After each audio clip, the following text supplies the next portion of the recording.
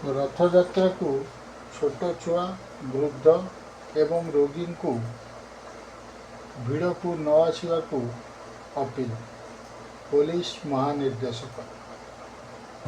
ମହାପ୍ରଭୁଙ୍କ ରଥଯାତ୍ରାରେ ପ୍ରାୟ 4ରୁ 5 ଲକ୍ଷ ଭକ୍ତ ଆସିଛନ୍ତି। ଆଜି ସନ୍ଧ୍ୟାରେ ଆହୁରି ଭିଡ଼ ବଢ଼ିବାର ସମ୍ଭାବନା ରହିଛି। ଛୋଟ ଛୁଆ, ବୃଦ୍ଧ ଏବଂ ରୋଗୀଙ୍କୁ ଭିଡ଼କୁ ନ ଆସିବାକୁ ପୋଲିସ ମହାନିର୍ଦ୍ଦେଶକ ୱାଇବି ଖୁରାନିଆ ଅପିଲ କରିଛନ୍ତି। ପୋଲିସ ଆଡଭାଇଜରି ମାନିବାକୁ ଅପିଲ କରିଛନ୍ତି।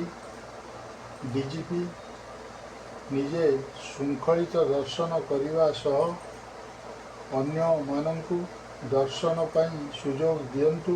ରଥଯାତ୍ରା, ବାହୁଡ଼ା, ଏହାପରେ ସୁନାବେଶରେ ମଧ୍ୟ ଭିଡ଼ ହେବ। ଏଣୁ ଛୋଟ ଛୁଆ, ବୃଦ୍ଧ ଏବଂ ରୋଗୀଙ୍କୁ ଭିଡ଼କୁ ନ ଆସିବାକୁ ଡିଜିପି ଅପିଲ କରିଛନ୍ତି।